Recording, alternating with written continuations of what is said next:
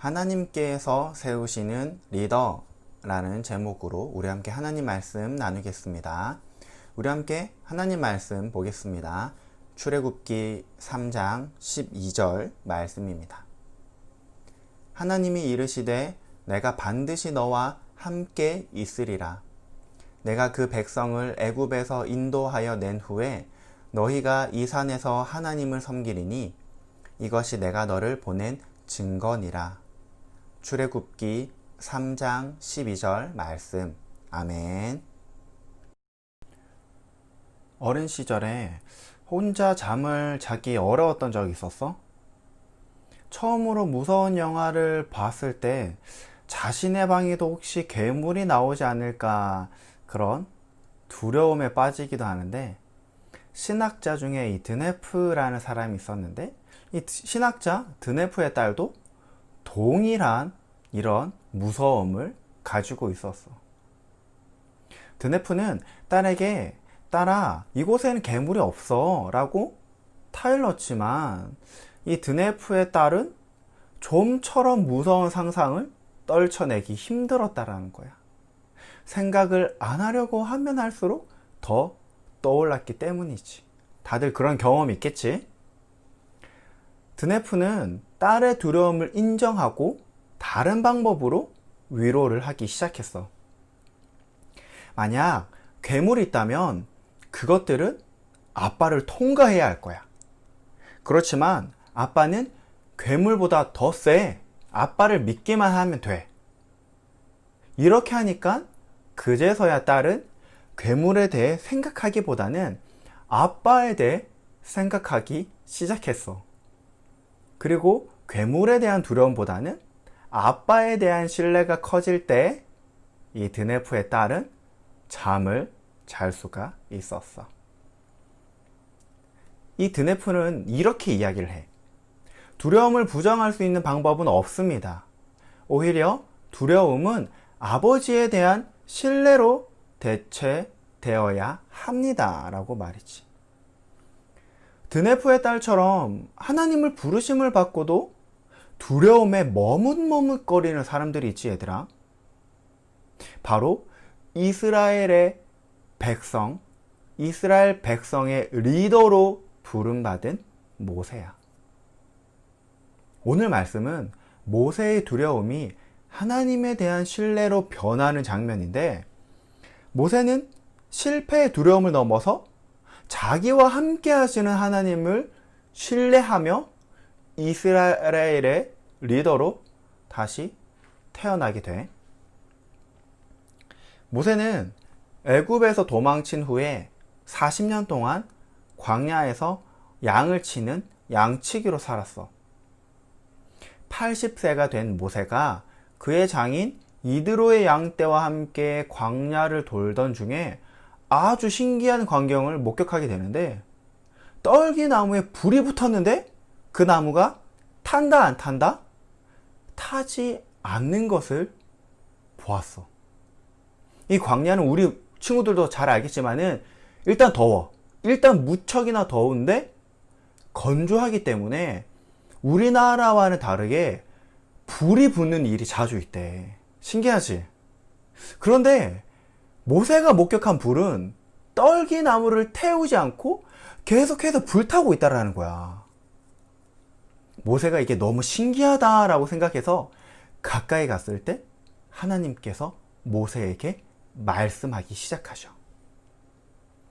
하나님은 세상의 경험과 죄를 상징하는 신발을 벗어라고 요구하시면서 거룩한 부르심으로 모세를 초청하셨어.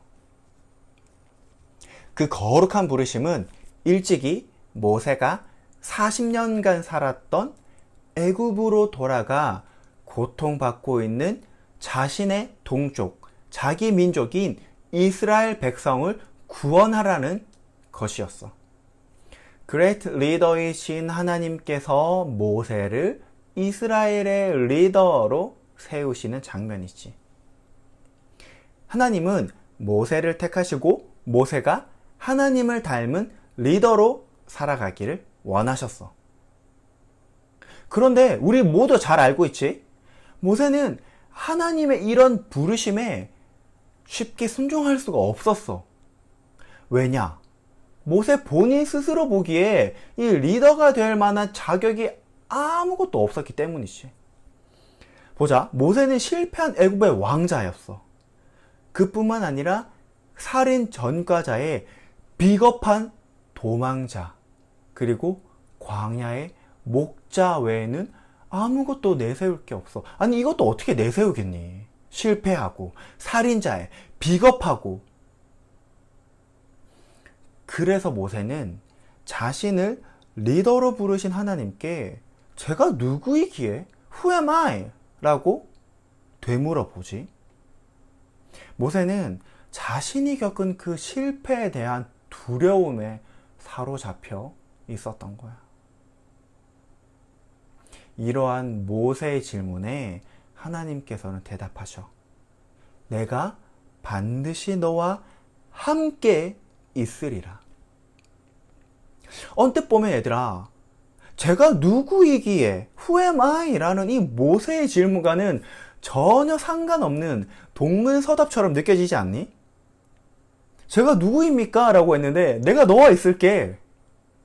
그런데 얘들아, 이 하나님의 대답이야말로 모세의 질문에 가장 완벽하고 가장 분명한 대답이었다는 거야. 아무것도 아니었던 모세는 이제 하나님께서 함께 하시는 자로 거듭난 것이지. 이것은 모세의 정체성이 모세 스스로에게 나은 것이 아니라 모세와 함께 하시는 하나님으로부터 나왔다라는 것을 의미하고 있어. 모세가 이스라엘의 리더가 될 수 있는 유일한 조건은 하나님께서 모세와 함께 하시기 때문이야.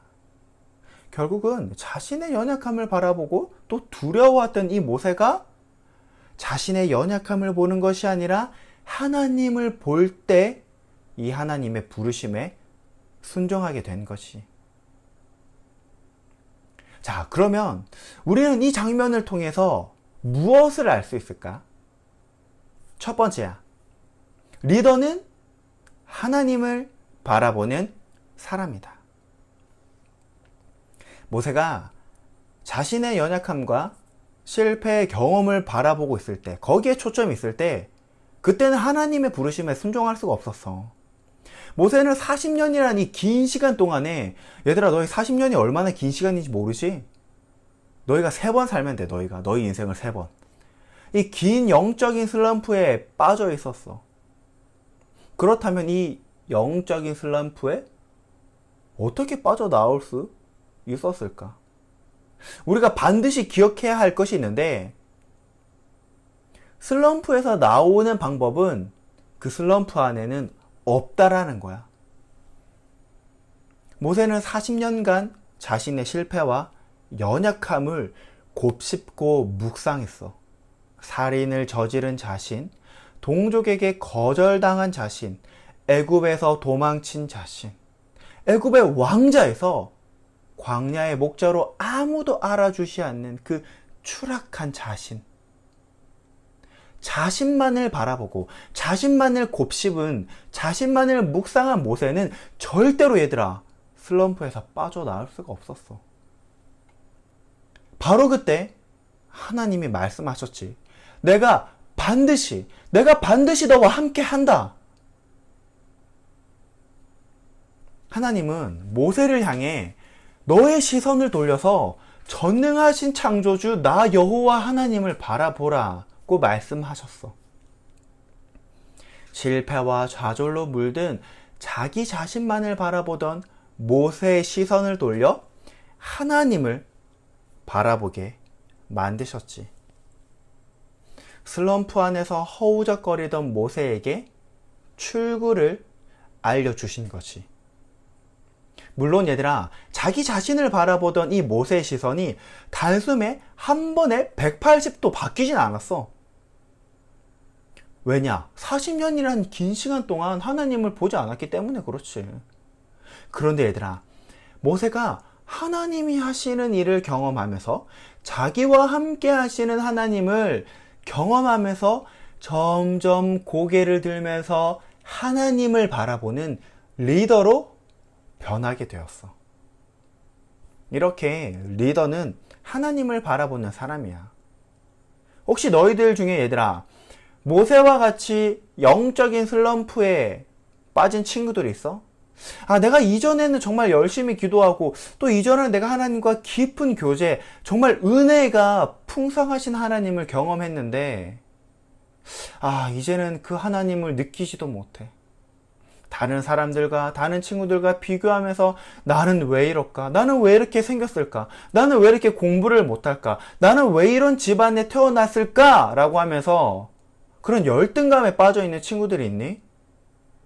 과거의 상처, 트라우마가 너희들을 앞으로 전진할 수 없게 만들고 있어, 혹시? 혹은 나는 아무런 자격도 없는데 왜 하나님은 나를 부르셨을까라는 그런 마음을 가지고 있는 친구들 있어? 이 모든 문제의 시작은 영적 슬럼프에 빠진 나 자신을 바라보고 있기 때문이야. 얘들아, 고개를 들어서 하나님을 바라보아야지.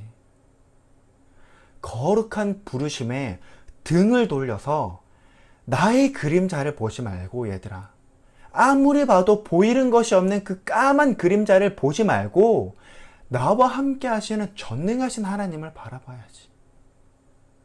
그럴 때 하나님과 함께하는 세상의 리더가 될 수 있는 거야. 자, 그럼 두 번째는 무엇일까? 두 번째는 리더는 하나님을 바라보게 하는 사람이야. 첫 번째는 뭐였지? 하나님을 바라보는 사람이었지. 두 번째는 리더는 하나님을 바라보게 만드는 사람이야. 리더라는 말은 말 그대로 리드지, 리드한다. L-E-A-D. 발음 좀 괜찮았지? 즉 하나님께로 안내하는 사람, 인도하는 사람이야. 자신이 하나님을 바라볼 뿐만 아니라 얘들아, 세상이 하나님을 바라보게 만드는 사람이라는 거야. 하나님은 이렇게 말씀하셨어. 이제 내가 너를 바로에게 보내어 너에게 내 백성 이스라엘 자손을 애굽에서 인도하여 내게 하리라. 모세의 사명은 이스라엘 백성을 애굽에서 인도해내는 거야. 그것은 얘들아 단순히 어떤 위치, 애굽에서 그냥 이렇게 나오는 것이 아니야. 동탄에 살다가 수원으로 가거나 동탄에 살다가 서울로 가는 것이 아니라 애굽에서 하나님을 모른 채 살아가던 이스라엘 백성이 하나님을 바라보게 해라라는 뜻이야. 그런데 모세에게 애굽은 어떤 장소야? 살인을 했던 장소, 실패를 했던 장소, 거절당한 장소, 상처의 장소였어. 누가 이런 데서 다시 가고 싶겠어, 얘들아? 내가 거절당한 곳, 실패한 곳, 좌절한 곳, 너희들은 그런 데 다시 가고 싶어? 그런데 하나님은 이 광야에서 과거를 잊고 조용히 살아가고 있는 모세를 다시 기어코 부르셔서 그 애굽으로 보내시는 거야.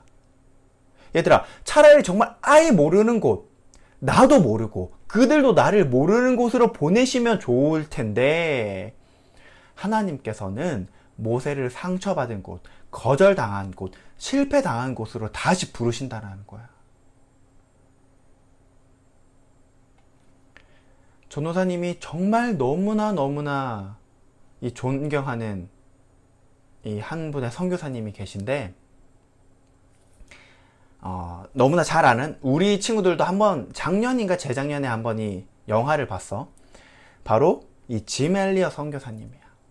이 짐 엘리어 선교사님은 명문 대학인 휘튼 대학을 수석으로 졸업하셨어. 수많은 이 기업에서 당연히 러브콜을 했겠지. 근데 그럼에도 불구하고 저기 에콰도르라는 곳에 오지의 야만 부족인 아우카족을 선교하기 위해서 선교사로 헌신하였어. 아우카족에게 복음을 전할 수 있다는 그 사실에 부푼 꿈을 안고 출발했지만 몇 달 동안 소식이 없었어. 그래서 이 수색대를 보냈는데 얼마 후에 이 수색대가 아우카족의 창에 찔려 죽어있는 짐 엘리엇 선교사님과 동료 선교사님들의 시신을 발견하게 돼. 이 가슴 아픈 소식을 들은 지 1년 뒤 짐 엘리엇 선교사님의 아내 이 엘리자베스 엘리엇 선교사님이 1년간의 간호사 교육을 마치고 남편 짐 엘리엇 선교사님을 죽인 아우카족에게로 가.